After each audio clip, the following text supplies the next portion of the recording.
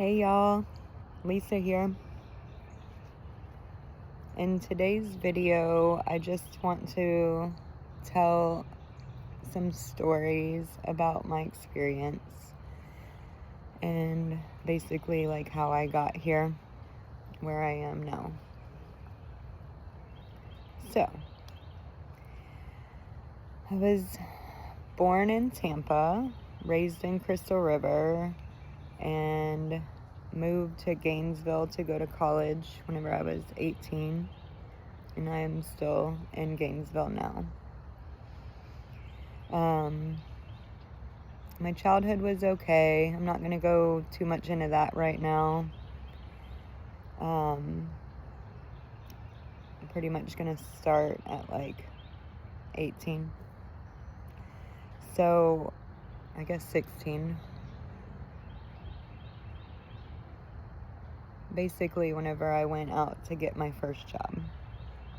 So, I went out to get my first job, and it was with my mom at her Circle K.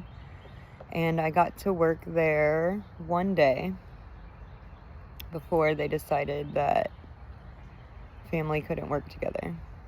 So she had to fire me. On the day that I got fired, I actually got hired for like a cleaning job, but the lady only wanted to pay me $50 for 10 hours of work, and my mom was like, nah, bro. So I had to quit that one. And then my mom got me a job at Subway. So that's where I started working when I was 16.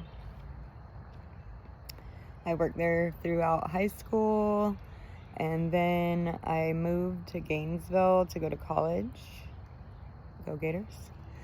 And so whenever I got up here in Gainesville, I went and got a job at Subway. And Subway was really cool. I met so many beautiful people there. I had a lot of really good experiences too.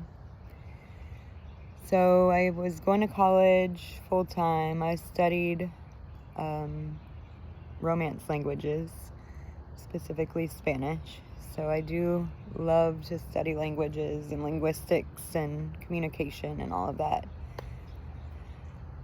When I got out of college, I had worked my way up to being an assistant manager at Subway, paying my way through college. And then after I graduated, I ended up becoming a manager. And I managed several different stores in the next few years.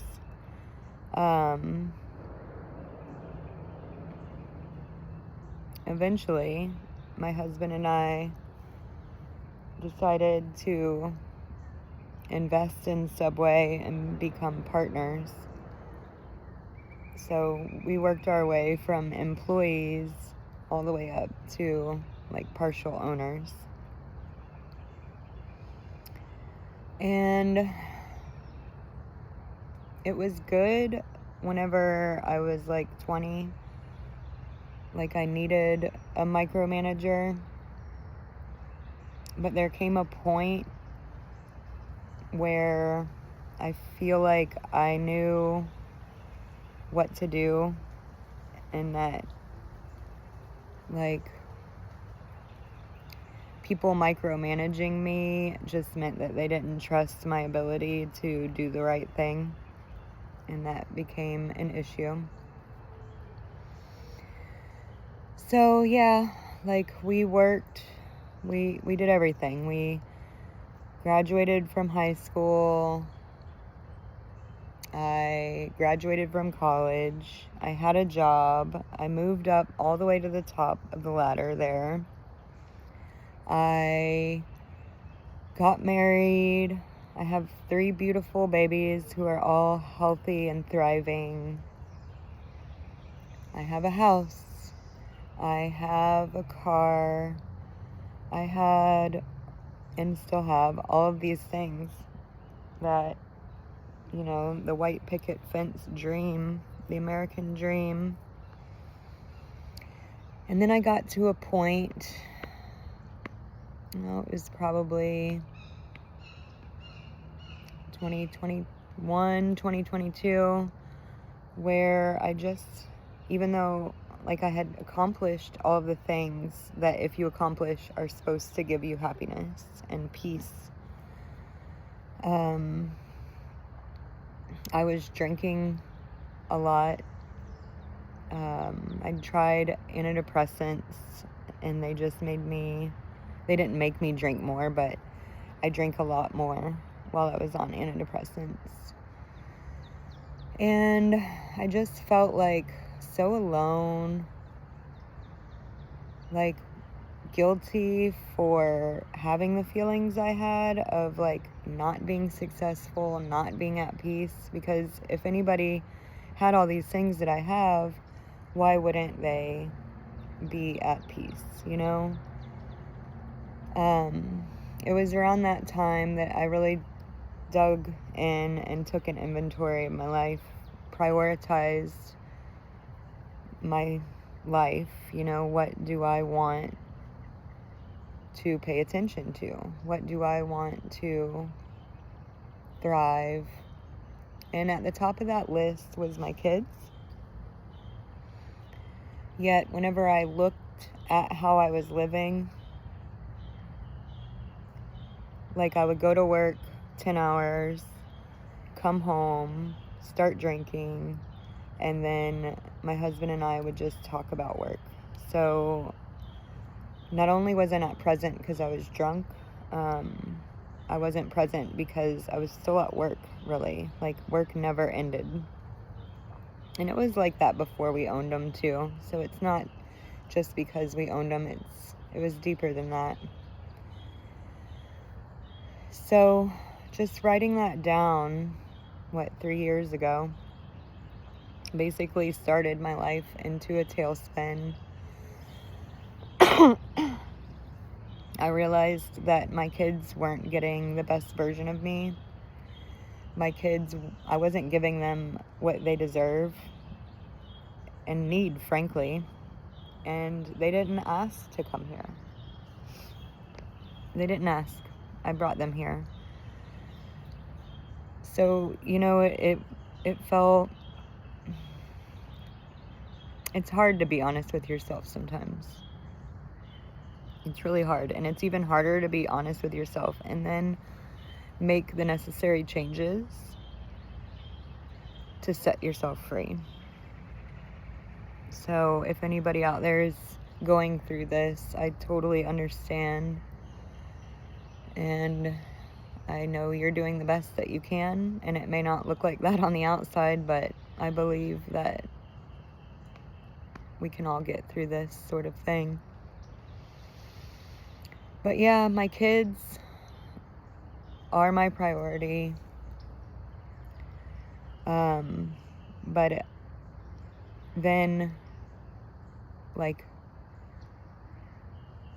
through my behaviors, they really weren't.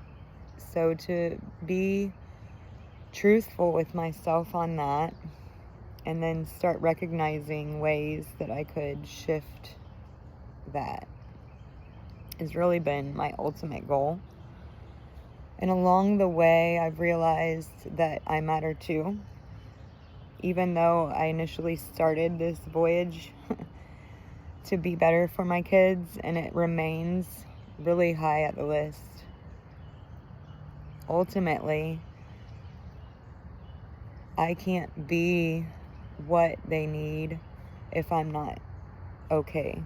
You know, like if there's internal fission going on inside of me, that affects the way I show up for them.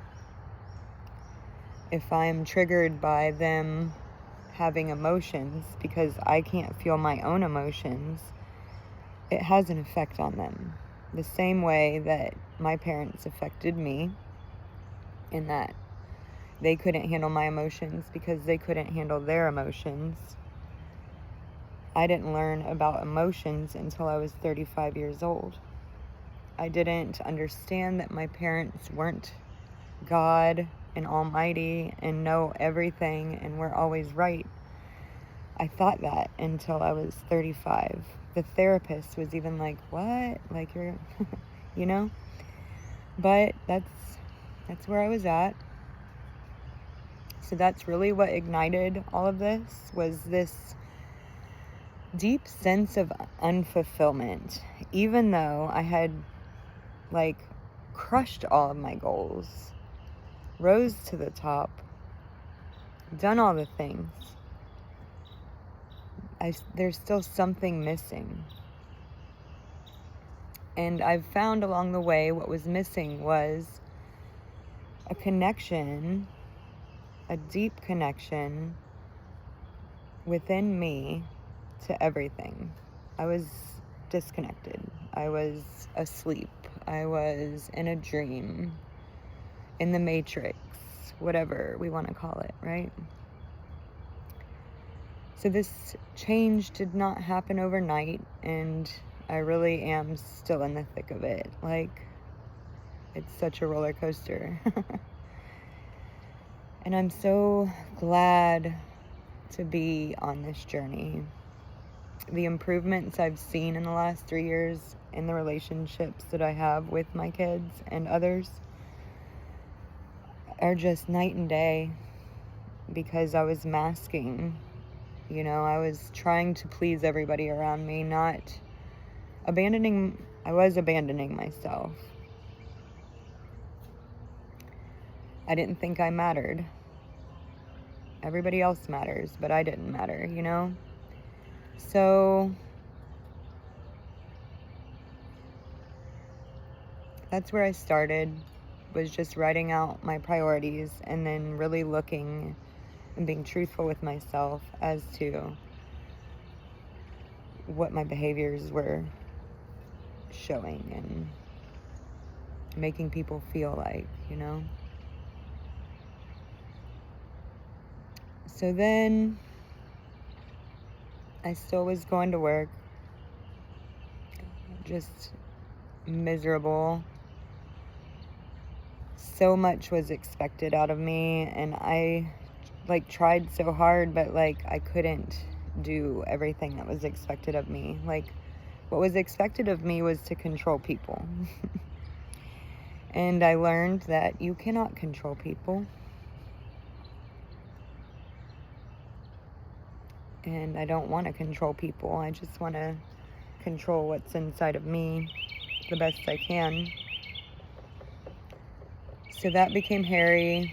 My discipline at work and with my kids, because the way I was disciplining before this awareness was fear-based. If you don't do this job, I'm going to take away your money, or humiliate you in some way. Same with the kids. If you do something wrong, we're going to take something away. I yelled a lot. I used to yell so much, and gosh, I hated it. I knew it didn't feel right, but it was the only thing I knew at the time. And they're all fear-based, to make me be superior or stronger than you, to get you to submit. And what I learned is that everyone is doing the best that they can with the knowledge that they have. So if we truly want to help people change, and of course they have to want to be better first, right? But they probably need help. They don't need fear. They don't need guilt. They don't need shame. They don't need punishment. They need somebody to hear them out, support, and then, there are resources that can help you find new tools to do whatever it may be that you need to do. So, but that was kind of frowned upon at work, If one person doesn't get disciplined for messing up, then other people start messing up, and then it quickly becomes kind of chaotic. But at that point, I didn't want to do the things I used to know how to do, because I knew that wasn't working. But I didn't yet know how to do it the right way. So I kind of just did nothing and observed. And then it came to a point where I couldn't do it anymore. My body literally was like shaking and crying, and you cannot make sandwiches for people when you're shaking and crying. So I had to step away from the life I had built. 20 years I worked to get there. It was like probably the hardest thing I've ever done. And I sat at home and did nothing, or I would like clean and try and keep my mind off of things for about a year and a half. I also watched a lot of like self-help videos and read self-help books and stuff, but during that time I also practiced the things that I was learning with emotional regulation, gentle parenting. I can say that I don't yell at my kids anymore, which is like, oh, yay me. I am at a point now where most of the time when they are triggered, I can be a safe place for them. And that's so huge for me. Like, I didn't have that growing up. I had this place where it was said to be safe, but if you went and actually said what you were thinking, it was like not okay. So to be these things for my kids is really huge for me. So I've been off now 3 years. We sold the stores last year, and it was heartbreaking. There was a lot of grief with that. 20 years of my life I spent building this empire, and it all came crashing down. I felt like I let down a lot of the people who were working with me, even though that's not true.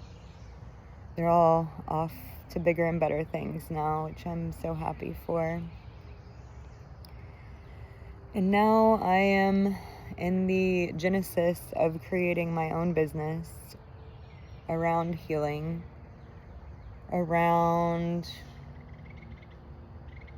basically deconstructing the mental constructs that give us so much anxiety and depression. It's so, like, it's everywhere right now. And you can feel it when you go out. You can see it wherever you go. Like, we're all kind of struggling a bit with these things. And I've learned some tools that are very helpful, that bring me a lot of peace, a lot of joy, love. Like, we're not here to do all the things that everybody says we need to do. We're here to do the things that we're here to do. And that may not make sense to everybody, and that's really scary. But I believe that that's what the internal struggle I was having was. Like, I'm here to be an amazing mother.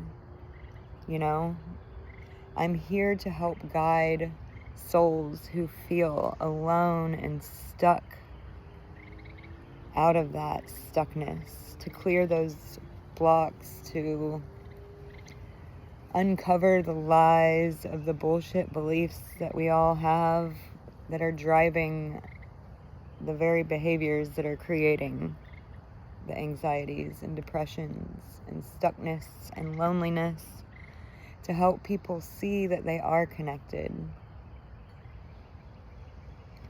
to see the beauty in themselves so that they can liberate, break free, and be them, the them they're meant to be. So yeah, that's where I'm at, kind of in the middle, in between. I have a vision, and I see it helping so many people in the way that so many people help me. Like, I watched so many of these videos on YouTube whenever I was down, and I'm so grateful. And I just really want to help spread the word, be me, stop muting myself, express the truths that I've found that may or may not be easy to hear. The truth will set you free, though. And that's really what I'm about. Freedom. Freedom. Peace, love, and happiness, and freedom. So that's a little bit about me. And thanks for listening. See you next time. Bye.